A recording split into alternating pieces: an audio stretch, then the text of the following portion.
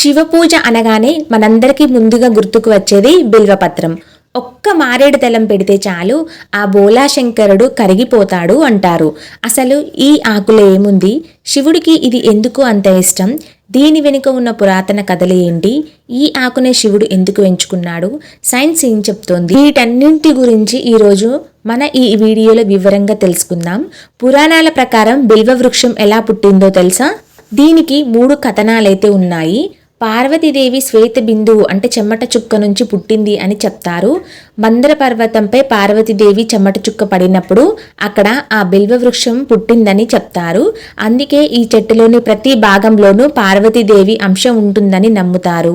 అయితే ఇక్కడ ఒక కీలక అంశం ఏంటంటే, స్కాంద పురాణం ప్రకారం బిల్వవృక్ష మూలంలో బ్రహ్మ, మధ్యలో విష్ణువు, అగ్రభాగంలో శివుడు నివసిస్తారు.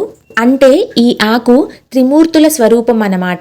మనం చూసే బిల్వపత్రంలో 3 ఆకులు కలిసి ఉంటాయి కదా, దీనికి చాలా అర్థాలే ఉన్నాయి. ఏంటివి అంటే త్రిగుణాలు అన్నమాట. అంటే సత్వ, రజ, తమో గుణాలకైతే ప్రతీక. త్రినేత్రం అంటారు, అంటే శివుడి 3 కన్నులకు సంకేతం. త్రిశూలం అంటారు, అంటే ఆయనకు ఆయుధమైన త్రిశూలానికైతే గుర్తన్నమాట. అయితే ఇక్కడ ఏం సందేశం ఇస్తుంది ఈ ఆకు అంటే, మనం శివుడికి ఈ 3 ఆకులను సమర్పించినప్పుడు మనలోని అహంకారం, కోపం, అజ్ఞానం అనే 3 దోషాలను ఆయన పాదాల చెంత పెడుతున్నామని అర్థం. అంతేకాదు మారేడు చెట్టుని లక్ష్మీదేవి నివాసం అని కూడా అంటారు. చాలా మందికి తెలియని విషయం ఏమిటంటే, మారేడు చెట్టుని శ్రీ వృక్షం అని కూడా పిలుస్తారు. ఇది 2వ కథనం అన్నమాట. లక్ష్మీదేవి తపస్సు చేసినప్పుడు ఆమె కరకమలాలు అంటే చేతుల నుండి ఈ వృక్షం ఉద్భవించింది అని పురాణాలైతే చెప్తున్నాయి. అందుకే ఈ ఆకులతో శివుడిని పూజిస్తే శివుడి అనుగ్రహంతో పాటు లక్ష్మీదేవి కటాక్షం కలిగి ఐశ్వర్యం లభిస్తుందని నమ్మకం. శివపురాణం ప్రకారమేమో ఎక్కడైతే మారేడు చెట్టు ఉంటుందో అక్కడ సాక్షాత్తు పరమశివుడు నివసిస్తాడు అని చెప్పారు. బిల్వపత్రాలను కలిగిన ఈ మారేడు చెట్టు పితృదోష నివారణకు కూడా పనిచేస్తుందన్నమాట. మారేడు చెట్టు కింద ఎవరైనా అన్నదానం చేస్తే వారి పితృదేవతలు తరిస్తారని, అలాగే ఆ వంశానికి పితృదోషాలు తొలగిపోతాయని కూడా నమ్ముతారు. అలాగే దీపారాధనకు కూడా చాలా ప్రాముఖ్యత అయితే ఉంది. మారేడు చెట్టు కింద సాయంత్రం వేళ దీపం వెలిగిస్తే జ్ఞానం సిద్ధిస్తుందని ప్రతీతి. చాలా మందికి 3 ఆకులు ఉన్న బిల్వపత్రాలు తెలుసు, కానీ ఈ ఆకులో చాలా రకాలైతే ఉన్నాయి. అవేంటో చూద్దాం. త్రిదళ బిల్వం అంటారనమాట. అంటే ఇప్పుడు మనం సాధారణంగా చూసే 3 ఆకుల దళం ఉంటుంది కదా, దీనిని త్రిదళ బిల్వం అంటారు. అలాగే పంచదళ బిల్వం కూడా ఉంటాయన్నమాట. అంటే 5 ఆకులు కలిపి ఉంటుందన్నమాట. ఒకే ఆకు 5 ఆకులు కలిగి ఉంటుంది. ఇది చాలా అరుదుగా లభిస్తుంది. దీన్ని శివుడికి సమర్పిస్తే అశ్వమేధ యాగం చేసినంత ఫలితం ఉంటుందని చెప్తారు. అలాగే సప్తదళ బిల్వ పత్రం కూడా ఉంటుందన్నమాట. అంటే ఏకంగా 7 ఆకులు కలిపి ఉంటాయన్నమాట ఒకే ఆకు. సో ఇది దొరకడం చాలా అదృష్టం.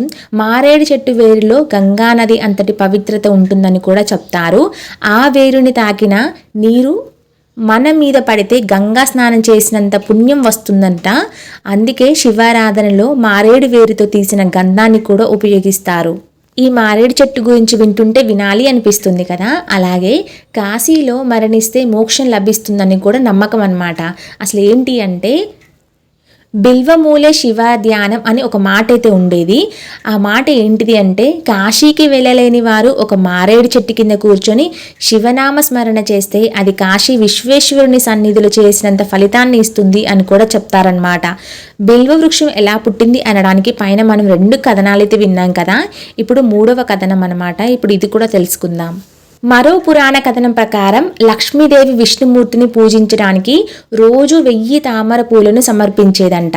ఒకరోజు 2 పూలు తక్కువయ్యాయి. అప్పుడు ఆమె తన భక్తిని నిరూపించడానికి ఏం చేసిందంటే, తన 2 స్తనాలే శివుడికి సమర్పించబోయిందంట.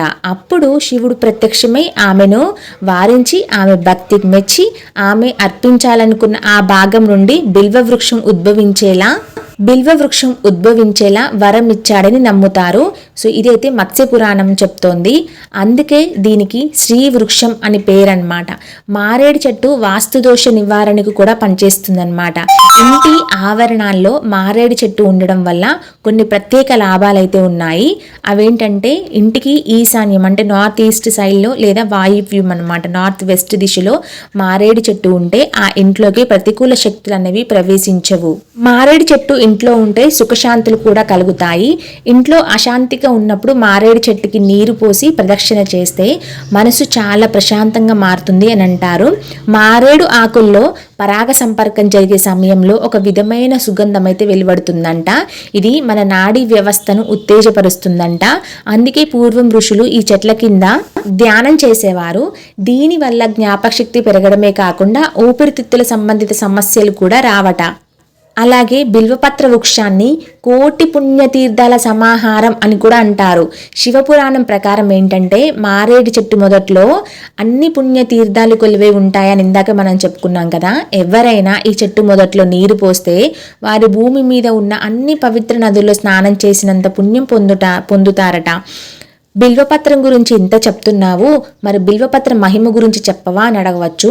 ఒక చిన్న కథ అయితే ఉందన్నమాట బిల్వపత్ర మహిమ గురించి. అదేంటి అంటే, శివరాత్రి రోజున ఒక వేటగాడు అడవిలో జంతువుల కోసం వేచి చూస్తూ నిద్ర రాకుండా ఉండడానికి తను కూర్చున్న చెట్టు ఆకులను ఒక్కొక్కటిగా తెంపి కింద పడేశాడంట.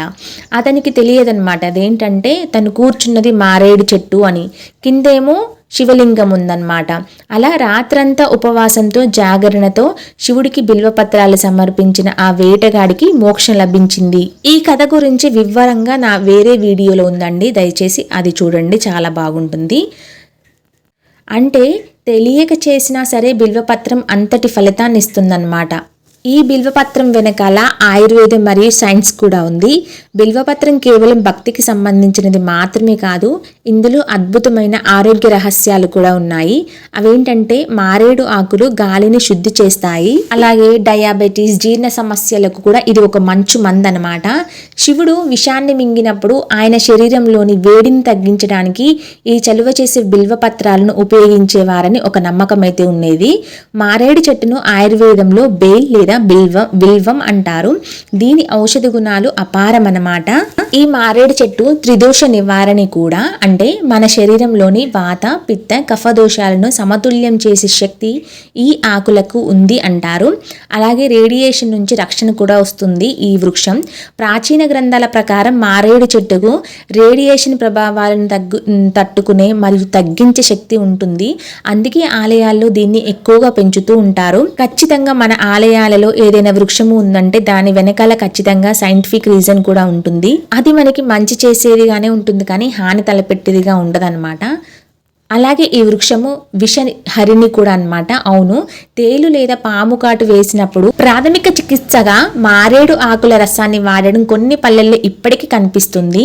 జ్ఞానాన్ని ప్రసాదించే వృక్షం మారేడు ఆకు ఆకారం మన మెదడులోని సెరెబ్రమ్ భాగాన్ని పోలి ఉంటుంది అంటారు. అందుకే ఈ ఆకును మనస్సును ప్రశాంతపరిచే మరియు ఏకాగ్రతను పెంచే శక్తి ఉందని అంటారు.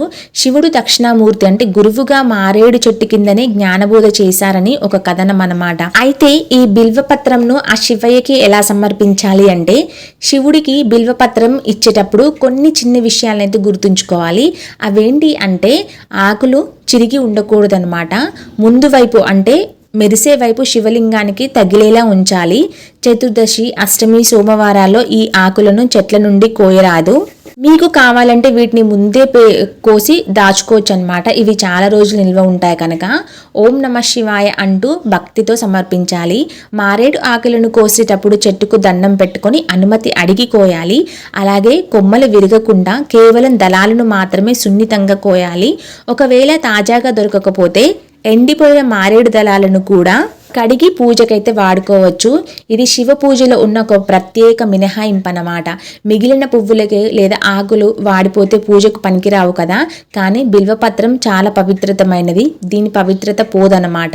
పూజలో గుర్తుంచుకోవాల్సిన మరికొన్ని సూక్ష్మ విషయాలు ఏంటంటే, చిల్లులు ఉండకూడదన్నమాట ఆకులపై పురుగులు తిన్న రంధ్రాలు లేదా చిల్లులు ఉంటే దాన్ని శివుడికి అసలు సమర్పించకూడదు. కడిగైతే వాడవచ్చు అన్నమాట. అంటే మారేడు ఆకు విశిష్టత ఏమిటంటే, ఒకసారి శివలింగంపై పెట్టిన ఆకును తీసి మళ్ళీ నీటితో కడిగి పవిత్రంగా పూజకు వాడుకోవచ్చు. ఇది ఇతర పూలతో ఇలా చేయకూడదు. అంటే ఈ ఆకు ఎప్పటికీ నిర్మాల్యం అంటే వాడిపోనిది అని అర్థం అన్నమాట. అందుకే దీనిని అలా వాడచ్చు. ఈ ఆకును వజ్ర సమానం అంటారు. అంటే బిల్వపత్రం మధ్యలో ఉండే ఈనెను వజ్రంతో పోలుస్తారు. శివుడికి సమర్పించేటప్పుడు ఈ ఈనె పైకి ఉండేలా చూడాలి. అలాగే కోసే సమయం వచ్చేసి సూర్యోదయానికి ముందే ఆకులను కోయడం చాలా శ్రేష్టం. అయితే కొన్ని రోజులలో ఈ ఆకులను కోయకూడదు. అవేంటివి అంటే అమావాస్య, పౌర్ణమి, సోమవారం, ప్రదోష సమయం, మరి సంక్రాంతి రోజుల్లో ఆకులను కోయకూడదు. కానీ ముందు రోజు కావాలనుకుంటే కోసి ఈ ఆకులను అయితే వాడుకోవచ్చు.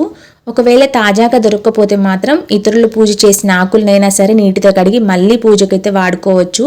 ఇది కేవలం బిల్వపత్రానికి మాత్రమే ఉన్న గొప్ప వరం అన్నమాట. త్రిదళం త్రిగుణాకారం త్రినేత్రంచ త్రియాయుధం త్రిజన్మ పాప సంహారం ఏకబిల్వం శివార్పణం అని అంటారు కదా. దీని అర్థం ఏంటో తెలుసా? 3 దళాలు కలిగి 3 గుణాలకు అంటే సత్వ, రజ, తమో ప్రతీకగా ఉండి శివుడిని 3 కళ్ళను పోలి ఉండి 3 జన్మల పాపాలను పోగొట్టే ఈ బిల్వపత్రాన్ని శివుడికి సమర్పిస్తున్నాను అని అర్థం అన్నమాట. బిల్వపత్రం కేవలం ఒక ఆకు కాదు, అది ఒక ఆధ్యాత్మిక శక్తి కాండాగారం అన్నమాట. ప్రకృతిలో దాగి ఉన్న దైవత్వానికి ఇది ఒక నిదర్శనం అన్నమాట. ఇప్పుడు మీకు బిల్వపత్రం గురించి వివరంగా అర్థమైందని అనుకుంటున్నాను. ఇన్ని గుణాలు ఆ ఆకులో ఉన్నాయి కనుక శివుడికి ఈ బిల్వపత్రం అంటే చాలా ప్రీతి.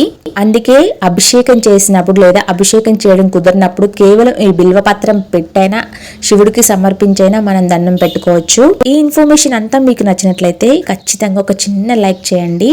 అండ్ నా ఛానల్లోకి మీరు ఏమైనా ఫస్ట్ టైం కనుక వచ్చినట్లయితే సబ్స్క్రైబ్ చేసుకోండి. ఇంతసేపు ఈ వీడియోని చూసినందుకు ధన్యవాదాలు.